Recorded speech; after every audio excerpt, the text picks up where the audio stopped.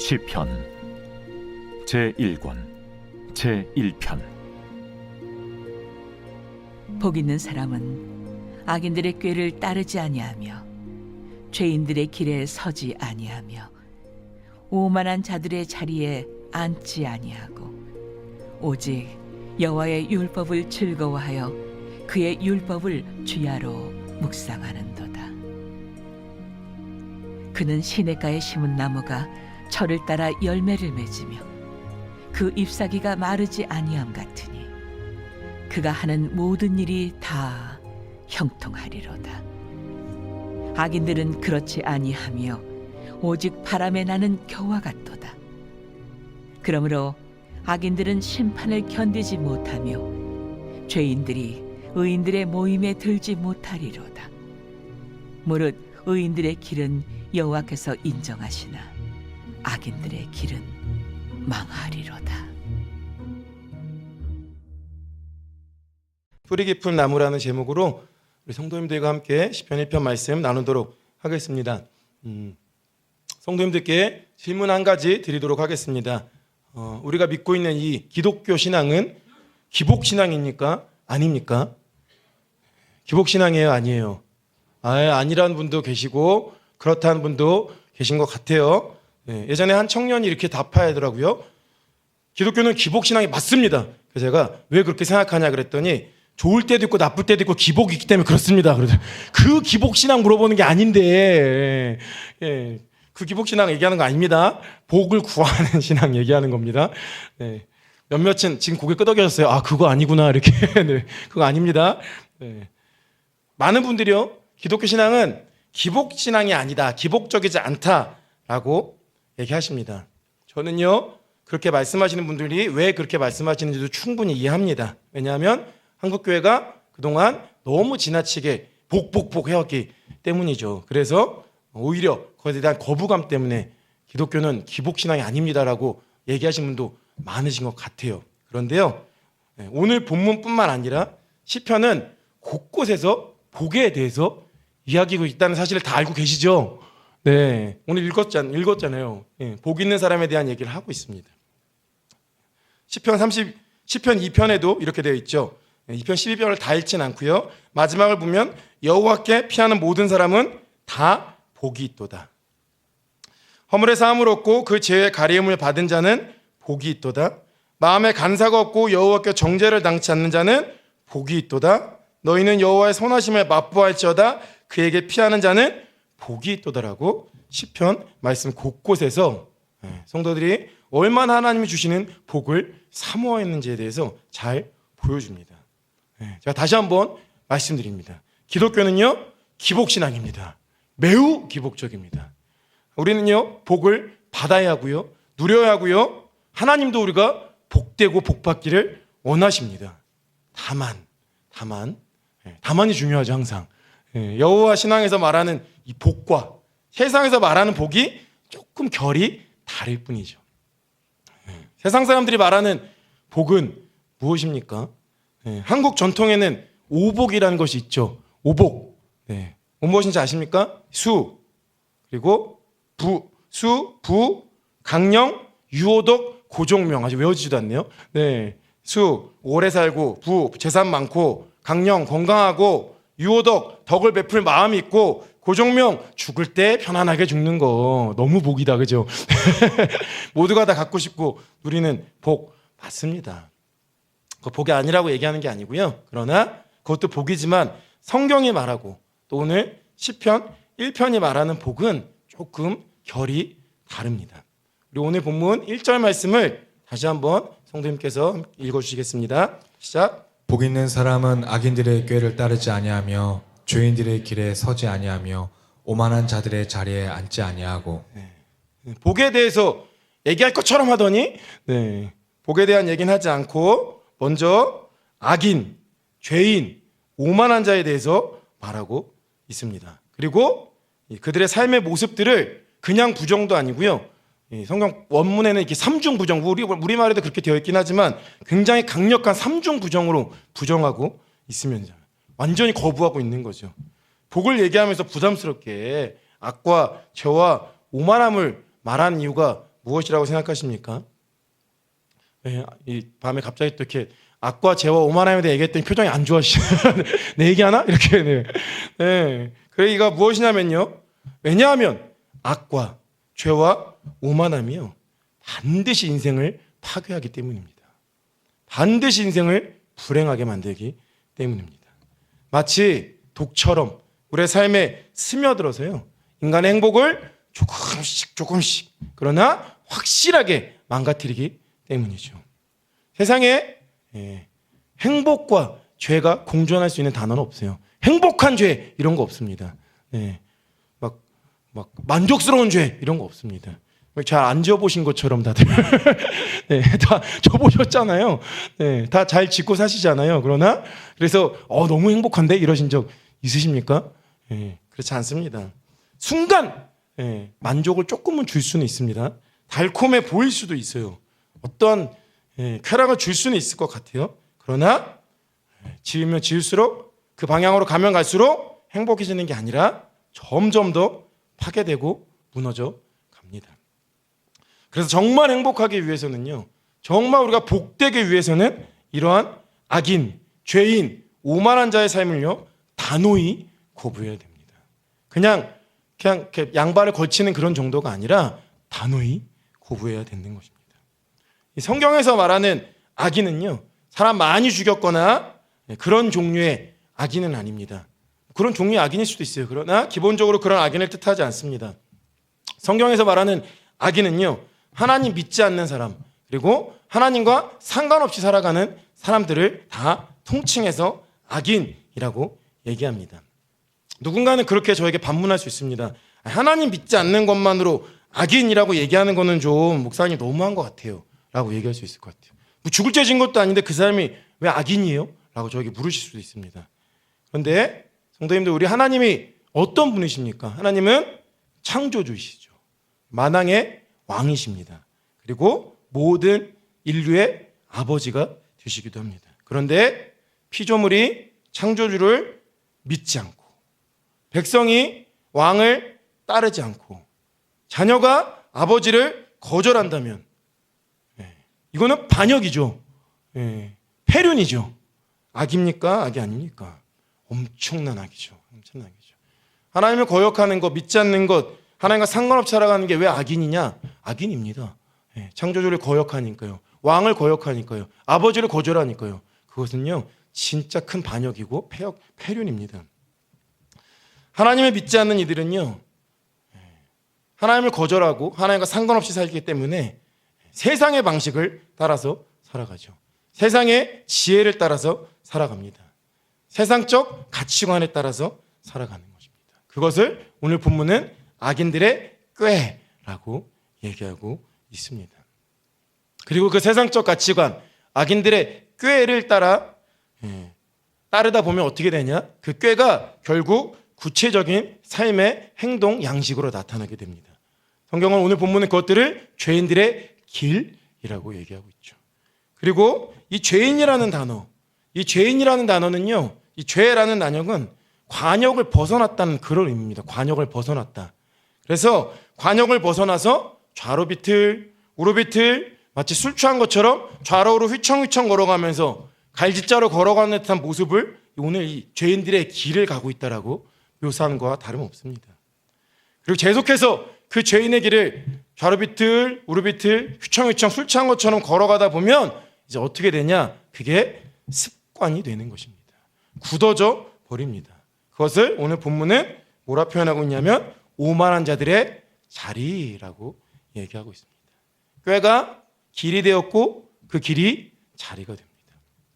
생각하는 것들이 행동으로 나타나죠. 행동이 이제는 습관이 되는 것이죠. 죄가 그렇게 무서운 겁니다. 이쯤 되면요, 이제는 그것에 대해서 아예 무감각해져요. 무감각해질 뿐만 아니라 그게 더 편안합니다. 편안해요. 그리고 자기들처럼 살아가지 않는 이들을 어떻게 해요? 오만한 눈으로 업신여깁니다. 아유, 저 바보 같은 놈들, 저 어리석은 것들, 저렇게 세상을 몰라요라고 업신여기고 무시하게 됩니다. 교회 다니면 예배 드리면 돈이 나오냐 뭐가 나오냐, 아이고 저 어리석은 것들하고 무시하게 된다는 것입니다. 악의, 죄의, 오만함에 완전히 중독된 것이죠. 잠언 4장 16절 말씀 함께 읽도록 하겠습니다. 시작. 그들은 악을 행하지 못하면 자지 못하며 사람을 너릇지 못하면 잠이 오지 아니하며 네, 악을 행하지 않으면 잠이 안 오는 상태. 사람을 넘어뜨리지 않으면 잠이 오지 않는 상태. 네, 내가 오늘 내 마음 가운데 누군가에 대한 미움과 분노가 있어요. 그 사람이 막 욕하고 험담하고 하지 않으면 잠이 오지 않는. 네. 설마 성도님들 이러고 계신 건 아니죠? 네, 그런 상태가 악에 행하지 않으면 하루라도 악을 생각하지 않으면 잠이 오지 않은 상태까지 이르는 것입니다. 이러한 삶에 무슨 행복이 있겠습니까? 이러한 삶에 자신의 삶에도 행복이 없죠. 자기네 삶에만 행복이 없는 게 아니라 타인의 삶도 행복을 불행하게 만들 수밖에 없는 것입니다.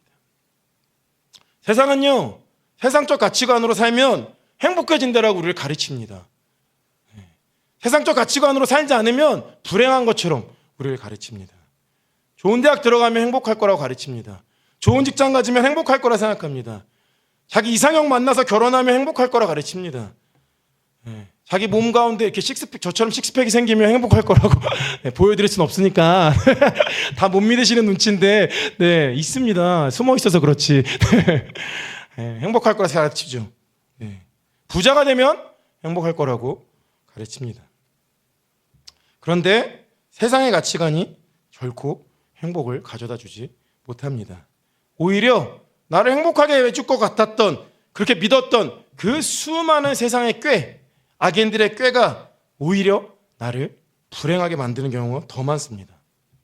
그토록 들어가고 싶었던 직장인데 이제는 하루만 쉬고 싶은 직장이 되는 경우가 얼마나 많습니까? 얼마나 많아요. 정말 이렇게 사랑했던 배우자인데 같이 살다 보니까 이제는 배우자 때문에 집에 들어가기 싫다 그러고 그런 경우가 많습니다. 이렇게 그 사람 왜 좋아하냐 그러면 이제 성격이 너무 좋아서 이제 그 사람을 만나고 결혼했다. 그럼 이제는 왜 이혼하고 싶냐? 성격 차이 때문에 이혼하고 싶다. 그렇게 좋아했던 성격 차이 때문에 이혼하고 싶다. 많습니다. 운동으로 몸 만들려다가요, 몸 부상 입는 사람이 더 많습니다. 운동 중독자들의 끝은 결국은 병원이에요. 다 그렇습니다. 다 그래요. 뭐 멋진 몸 만든 것 같죠?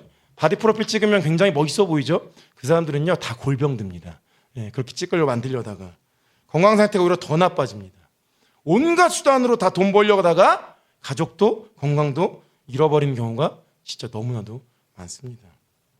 이미 말씀드렸지만 죄는 윤리적 도덕적 개념이 아닙니다. 관역을 벗어났다는 의미라고 말씀드렸죠. 나 혼자 술 취해서 비틀거리는 건 그나마 괜찮아요. 그나마 덜 위험합니다. 그런데 잘 생각해 보십시오. 그 사람이 운전대를 잡았어요. 그러면 나만 죽을 수 있는 게 아니라 언제든 다른 사람을 들이받을 수 있게 되는 것이죠. 비행기 조종사는 어떻습니까? 혹은 열차를 조종하는 기관사는 어떨 것 같습니까?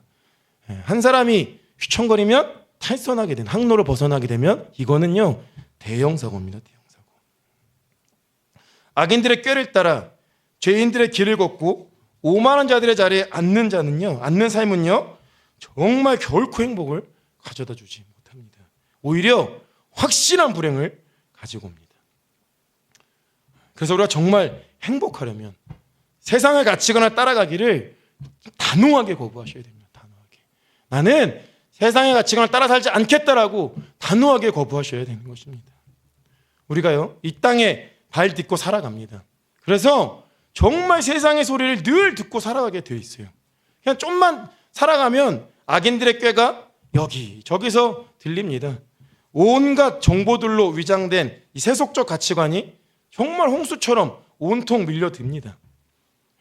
이렇게 살아야 돼, 저렇게 살아야 돼, 그러지 않으면 인생 망해, 불행해, 다 그렇게 살게 우리에게 강요합니다. 그런데 그런 홍수 속에서 그렇다면 우리는 어떻게 하면 그 홍수에 떠내려고 하지 않을 수 있겠습니까? 수영 잘하면 됩니까? 어림없는 소리입니다. 수영 잘한다고 홍수 속에서 그걸 이겨낼 수 있는 사람은 아무도 없습니다. 아무도 없어요. 저는 예전에 20대 때 전도여행을 다닐 때 한번 이렇게 비가 너무 많이 와서 강에 범람하는 것을 한번 경험한 적이 있습니다. 그래서 강이 범람을 했거든요. 강도 아니죠. 하천이 범람했는데 순식간에 물이 여기까지 차더라고요. 예. 제가 키가 이제 185가 조금 넘잖아요. 예. 그래서 범람해도 괜찮을 줄 알았어요.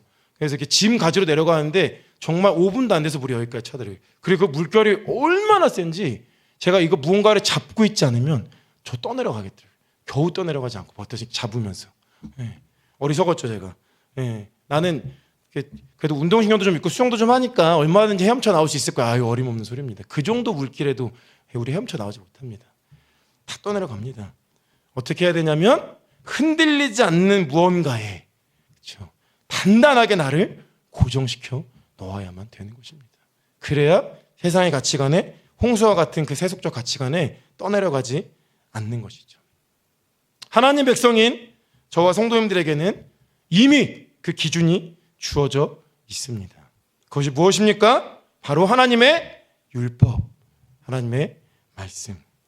오늘 본문은 우리에게 말하고 있습니다. 우리 2절 말씀 다시 한번 읽겠습니다. 시작. 즐거워하여 그의 율법을 주야로 묵상하는도다. 아멘. 누가 악인들의 꾀와 죄인들의 길과 오만한 자들의 자리를 단호히 거부하고 떠나려가지 않을 수 있는 행복한 사람이겠습니까? 오직 여러 길이 있는 데가 아니고요. 오직 여호와의 율법을 즐거워하는 사람. 오직 그의 율법을 주야로 묵상하는 사람. 그 사람이야말로 행복한 사람입니다. 그런 사람이요. 세상의 꾀를 따라 좌로 우로 치우치지 않습니다. 그런 사람들이 죄인들의 길에 서지 않습니다. 그런 사람만이 오만해지지 않고 정말 복된 인생을 살아갈 수 있습니다. 하나님의 말씀을 즐거워하는 사람, 그리고 그 말씀을 주야로 묵상하는 사람이 정말 행복한 사람인 줄 믿으시기를 축복합니다.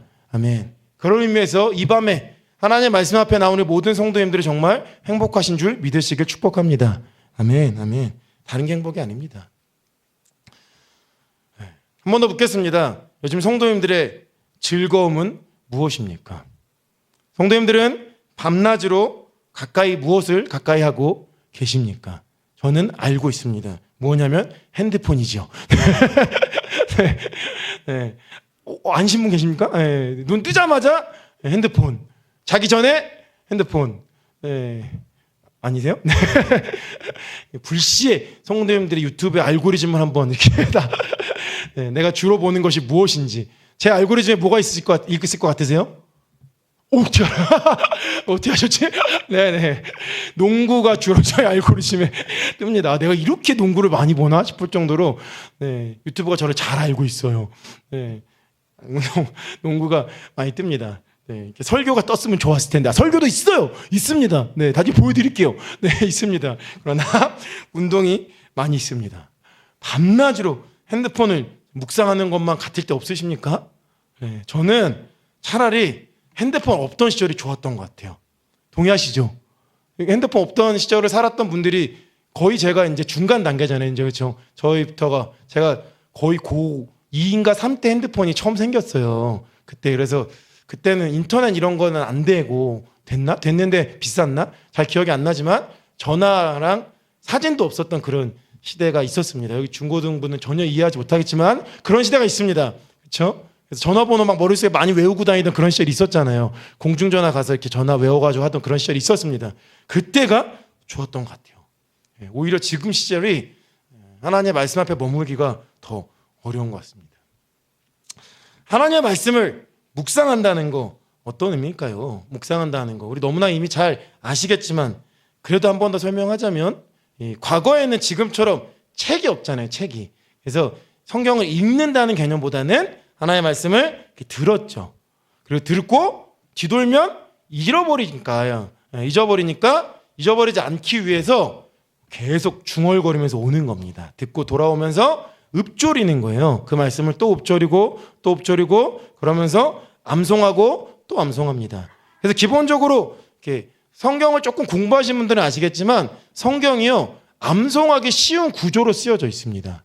그래서 이 성경에는 어떤 막 두서없이 나열된 게 아니라 구조가 있는데 그렇게 쓰여진 이유가 외우기 쉬우라고 묵상하기 쉬우라고 암송하기 쉬우라고 읊조리라고 그렇게 쓰여져 있는 거예요. 그래서 아마도 옛날 분들은 옛날 성도분들은 성경을 통째로 암송하지 않았을까라는 생각이 듭니다.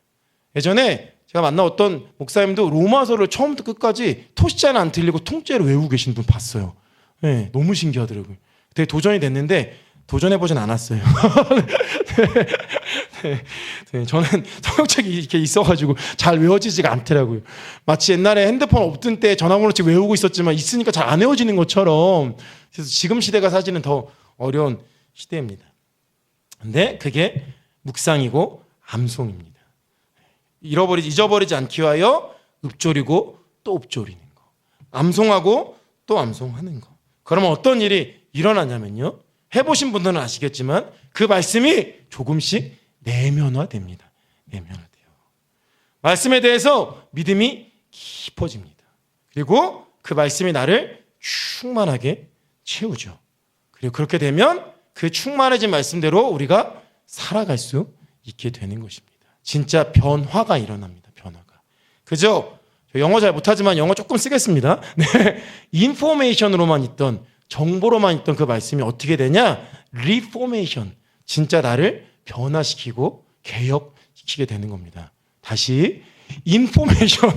네. 저 이 정도 영어 다 이렇게 알아들으시리라 믿습니다. 저도 하니까. 네. 정보로만 있던 그 말씀이 우리를 리포메이션, 변화시킵니다. 묵상할 때만 그런 일들이 일어난다는 것이죠. 묵상 참 중요합니다. 제가요, 이 나의 아저씨라는 드라마 혹시 아십니까?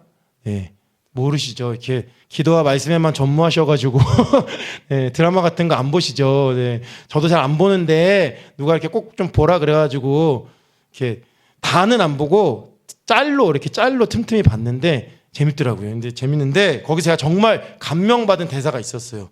제가 읽어드릴게요. 원래 이성균 목소리 흉내 내려 했는데 안 날래요. 잘 못할 것 같아가지고.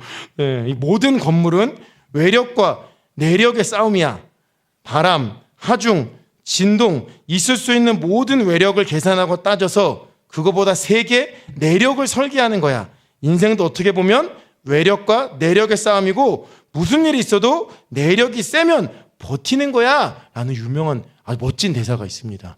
이게 건축 구조사인가? 그럴 거예요, 아마. 그래서 이 건축에 대한 이야기를 하는데 건축을 할 때 설계를 할 때는 외력을 계산해서 그것을 버티는 내력을 만들면 된다라는 얘기를 하는 겁니다. 이 세상의 가치관이라는 외력 엄청나게 부러웁니다. 엄청나게 부러워요. 그것을 거부하게 하는 힘, 그것에서 버티게 하는 힘, 그리고 그것을 이기게 하는 힘이 바로 말씀을 묵상할 때 생기는 내력인 것이죠. 내력. 그리고 말씀의 가치관대로, 복음의 가치관대로 살아갈 수 있는 힘을 묵상할 때 공급받는 것입니다. 성도님께 다시 한번 묻습니다. 무엇을 즐거워하고 계시고 무엇을 묵상하고 계십니까? 말씀과 얼마나 가깝게 지내고 계십니까?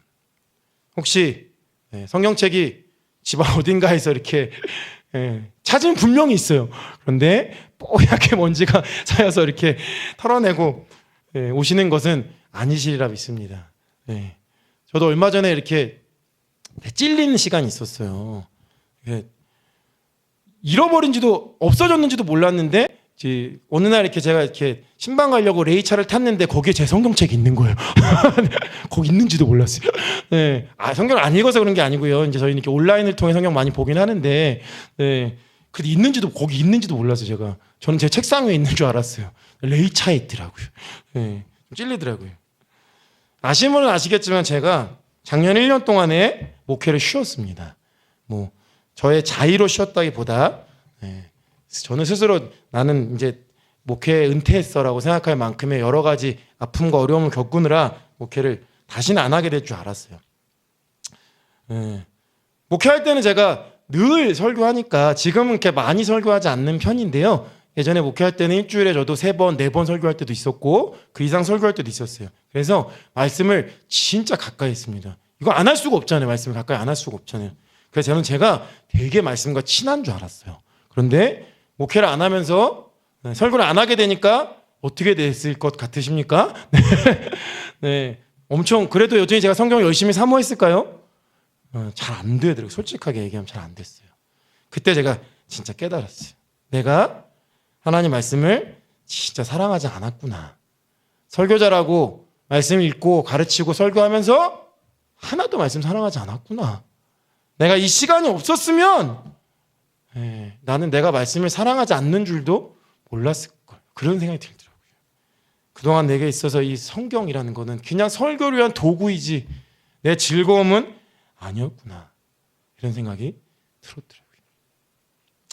저를 한번 따라해 주시겠습니까? 저를 한번 따라해 주십시오. 말씀을 가까이 하면 죄가 멀어지고 말씀을 멀리하면 죄가 가까워집니다. 기억하시기 바랍니다. 그렇다면요, 이 말씀을 즐거워하고 정말 주야로 묵상하는 그 사람이 누리는 복, 그 사람이 누리는 그 행복은 어떤 행복입니까? 우리 오늘 본문의 3절 말씀 함께 읽도록 하겠습니다. 함께 읽습니다. 시작. 그는 시냇가에 심은 나무가 철을 따라 열매를 맺으며 그 잎사귀가 마르지 아니함 같으니 그가 하는 모든 일이 다 형통하리로다. 아멘. 제가 진짜 좋아하는 말씀입니다. 마치 이 시냇가에 심긴 나무가 결실을 하는 것처럼 생명력이 풍성해지는 복. 그게 진짜 하나님 우리에게 주시는 복입니다. 말씀이란 시냇가에 깊게 뿌리를 내리는 거죠. 깊게 뿌리를 내리는 겁니다. 그래서 오늘 설교 제목 뿌리 깊은 나무가 되는 것이죠. 그러면 그 말씀으로부터 양분을 계속 공급받습니다. 그러면 풍성한 인생을 사는 것이죠. 예레미야서에서는요, 이 복을 좀 더 구체적으로 설명하고 있습니다. 예레미야서 17장 7절에서부터 8절까지의 말씀 함께 읽도록 하겠습니다. 시작. 그러나 물은 여호와를 의지하며 여호와를 의뢰하는 그 사람은 복을 받을 것이라. 그는 물가에 심어진 나무가 그 뿌리를 강변에 뻗치고 더위가 올지라도 두려워하지 아니하며 그 입이 청청하며 가뭄 은혜에도 걱정이 없고 결실이 그치지 아니함 같으리라. 아멘. 물가에 심겨진 나무도요, 가뭄 겪습니다. 더위를 겪습니다. 그러나 에레미야서 17장 이렇게 얘기하죠. 더위에도 두려움이 없다. 가뭄에도 걱정이 없다. 늘 결실한다. 왜요? 나무가 뛰어나서? 종이 너무 좋아서? 아니요. 그게 아니죠. 마르지 않는 샘 되시는 여호와 하나님으로부터 날마다 공급받기 때문입니다. 그게 여호와의 말씀 앞에 머물며 즐거워하며 주야로 묵상하는 이들이 경험하는 진짜 복입니다. 행복입니다. 인생은요, 제가 뭐 설명하지 않아도 잘 아실 것입니다. 다 저보다 여기서 선배님들 너무 많으세요. 계절과 같아서요, 무더위를 피해갈 수가 없습니다. 모든 인생이 다 무더위를 만나요. 모든 인생이 다 가뭄을 겪습니다. 우리는 이렇게 생각하죠. 무더위를 만나지 않는 게 복, 가뭄을 겪지 않는 게 복이라고 생각합니다. 그런데 진짜 복은요, 그게 아닙니다. 여호와의 율법을 즐거워하고 정말 주야를 묵상하며 거기에 깊게 뿌리내린 사람이 받는 그 복은요, 다른 복이 아니라 흔들리지 않는 복입니다. 흔들리지 않는 복, 한결같은 복입니다. 그게 우리가 누리는 진짜 복입니다. 환경에 영향받지 않는 복입니다. 상황에 따라 움직이지 않는 그런 복입니다. 제가 정말 좋아하는 그런 사람, 부류의 사람이 있습니다. 저는 그런 사람 보면 너무 좋아요. 뭐 얼굴 예쁜 사람 좋아요. 좋은데 네, 잘생긴 사람 좋아요. 좋습니다. 너무 좋아요. 그런데 다 너무 좋으세요. 네, 다 너무 좋은데 제가 진짜 나 이 사람은 너무 항상 같이 있고 싶어, 이런 사람이 있어요. 누구냐면 한결같은 사람입니다.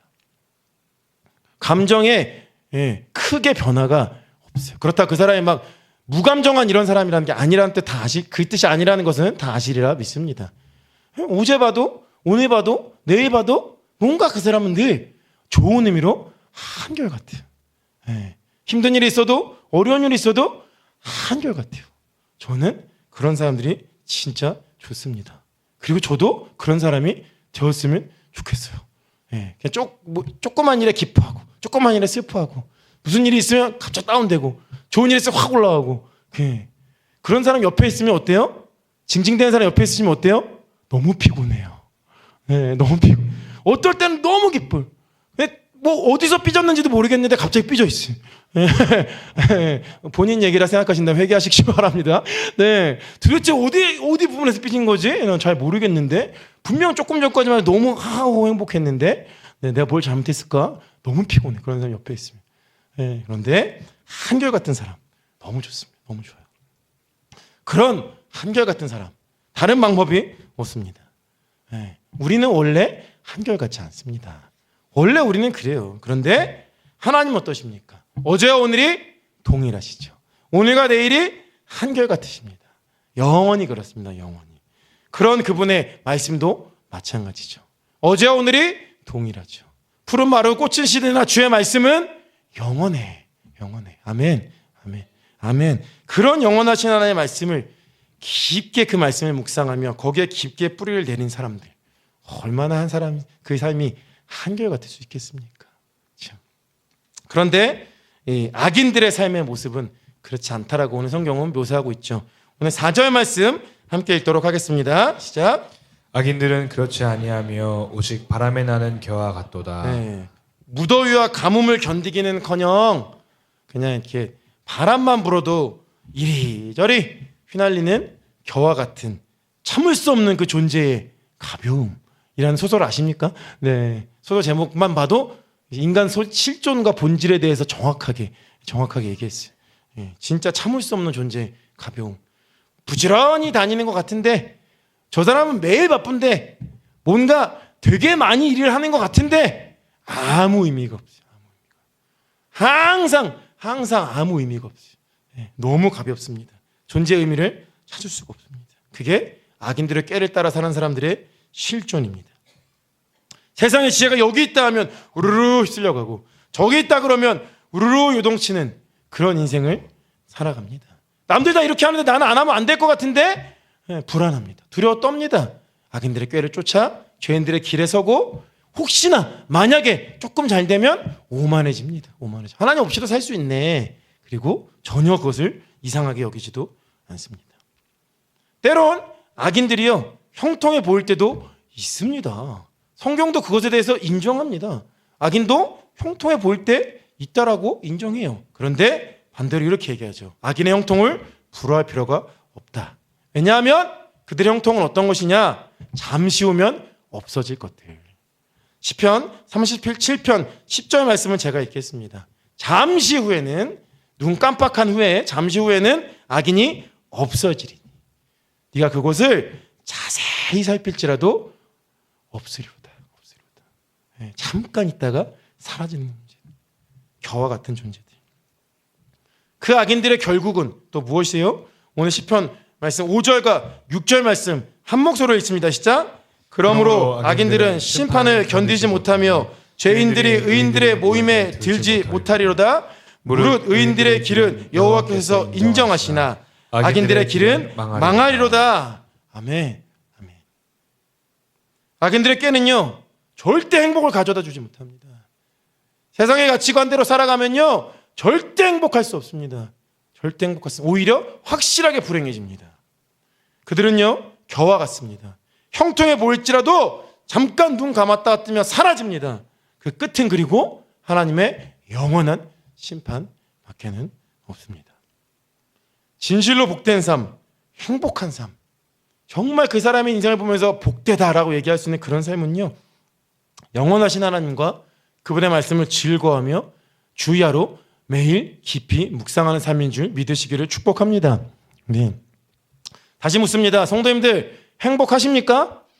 아멘. 다시 묻는다면 이런 질문이겠죠? 성도님도 오직 여호와의 말씀을 즐거워하고 묵상하고 계십니까?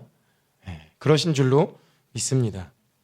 혹시 이 중에 주야로 묵상하시는커녕 지난주 주일 설교가 무엇이었던가 이렇게 네, 긴가민가 하시는 그런 상태인 분은 계시지 않으시겠죠? 제 얘기입니다. 제 얘기예요. 네. 목회자들이 참 안타까운 게 네, 그런 경우 종종 있어요. 자기가 설교해놓고도 내가 어제 무슨 설교했더라 막 이런 경우들이 네, 제 얘기입니다. 네, 그렇다고 저를 또 너무 그렇게 또 막 네, 그랬어 이렇게 보시지 마시고 네. 현대인들이요 너무 바빠서 말씀 묵상하지 못하는 것 같아요. 네, 현대인이 너무 바쁜 거 저 인정합니다. 바빠요. 그런데 바빠서 묵상하지 못하는 거 아닙니다. 그렇죠? 우선순위가 안 세워져서 묵상하지 못하는 거예요. 바빠도 할 거 다 해요. 그렇죠? 바빠도 자기 좋아하는 거 다 합니다. 묵상하는 거 제가 뭐 성도님들께 뭐 하루 1시간씩 무조건 하십시오. 이렇게 얘기하는 거 아닙니다. 그런데 뭐 10분도 못 낼 때 많습니다. 시간이 없어서가 아니고요. 우선순위가 바로 세워져 있지 않아서 그래요. 저도 그럴 때 있습니다. 뭔가 마음이 분주해서 오늘 아침에 제 루틴이 아침에 저는 새벽기도 끝나면 운동을 가요. 운동 끝나면 묵상을 합니다. 근데 루틴이 그렇게 잡혀 있는데 못할 때도 있어요. 괜히 마음에 뭔가 빨리 해야 되는 일이 있을 것 같으면 이것만 하고 저것만 하고 묵상해야지 이렇게 돼요. 운동 갔다 오면서 그렇게 돼요. 그러고 보면 시간이 없어요. 그 일들을 하느라고 시간이 다 갔어요. 그렇게 됩니다. 우선순위를 세워야만 묵상을 할 수 있습니다. 저는 요즘 중고등학생들 보면 그렇게 좀 안타까워요. 너무 공부를 많이 해요. 잘하지도 못하면서. 네. 많이 할 거면 잘해야지. 네. 미안합니다. 중고등학생들 미안합니다. 네. 근데 사실이에요. 네. 많이 할 거면 잘하세요. 네. 잘 못할 거면 많이 하지 마요. 네. 부모님도 표정이 지금 안 좋아졌어요. 네. 과외하랴, 학원 가랴, 너무 바빠요. 그렇죠? 정말 하나님의 말씀을 묵상하는 것이 행복이라는 걸 정말 믿는다라면 이런면 안 됩니까? 이 말씀 과외를 송진영 목사님께 받으시면 안 되십니까? 성경 과외를 송진영 목사님 불러놓고 받으면 안 됩니까? 네, 그런 일들도 일어날 수 있는 거잖아요. 송진영 목사님 그렇죠? 아멘. 목회자를요 굉장히 불편하고 귀찮게 만들어야 돼요. 결코 그래야 목회자도 긴장하고 말씀 더 연구하고 묵상하고 즐거워하고 이럴 수 있습니다. 그래서 진짜 말씀을 깊이 묵상하시고 그 도움이 필요하시면 저 말고 송진영 목사님이나 우리 담임 목사님께 저는 조금 바빠가지고 저에게는 운동 관련해서 뭐 물어보시고 싶습니다. 농담입니다. 저에게도 물어보시면 제가 성심성의껏 도와드리도록 하겠습니다. 얼마나 멋있어요. 중고등학생인데 저는요 성경 과외를 받아요. 목사님께 너무 멋있죠. 송정 목사님은 무료로 해주실 분이에요. 잠을 안 자면서 그렇게 해주실 분이신 줄로 믿습니다. 네, 아멘. 네. 진리의 성령님이 우리 가운데 오셨죠. 진리의 성령님이 우리 가운데 오셔서 무엇을 하시냐? 우리를 진리 가운데로 인도해 가십니다. 진리 가운데로 인도해 가세요. 예수 그리스도를 주라 고백하는 모든 성도님들의 마음 안에는 성령님이 찾아와 이미 계시죠. 성령님 내주에 계십니다. 그리고 무엇하냐? 여러 가지 능력을 나타내시기도 하시지만 진리의 말씀으로 우리를 인도해 가십니다. 성령님 우리 가운데서 하시는 중요한 인들이에요. 그래서 진짜 성령 충만한 사람들, 성령이 충만하게 우리에게 임하시면 어떤 일들이 일어나냐면 말씀이 즐거워집니다. 그리고 말씀을 읽고 싶어져요. 사모하는 마음이 막 생겨납니다. 그리고 말씀을 가까이 하게 됩니다. 시편 119편 103절의 말씀처럼요. 주의 말씀이 그 맛이 꿀보다 달게 느껴지는 역사가 일어납니다. 다 경험해 보셨잖아요. 왜 처음 듣는다는 표정으로 하고 계세요. 네, 그렇습니다. 말씀이 너무 재밌어져요. 억지로 읽는 게 아니라 즐겁게 되는 것입니다. 아마 이 자리에 모이신 모든 성도님들은 이미 다 말씀에 대한 사모함을 가지고 계시리라 저는 믿습니다. 그러니까 이 금요일 밤에 이 자리 가운데 나와서 여기 모여서 앉아 있으신 거죠. 네, 말씀 들으시면서 언제 끝나 이러시지 않으시잖아요. 네, 그러시지 않아요. 매일의 삶에서 그 사모함을 따라 살아가시기를 축복합니다. 마음에 그런 사모함이 있을 때, 그런 부담이 있을 때, 좀 이따 하지 뭐 이러지 마십시오. 네, 이건 먼저 하고 이러지 마십시오. 내일 하지, 하지 마십시오. 다 그 마음에 사모함과 부담이 있으실 거예요. 그거 순종하십시오. 그리고 그 말씀에 깊게 뿌리를 내리는 정말 뿌리 깊은 나무가 되시기를 축복합니다. 그리고 그 생명력을 풍성히 누리는 우리 행복한 성도님들 다 되시기를 축복합니다. 우리 한 번 더 저를 따라하시고 설교 마칩니다. 말씀을 가까이 하면 죄가 멀어지고 말씀을 멀리하면 죄가 가까워진다. 네.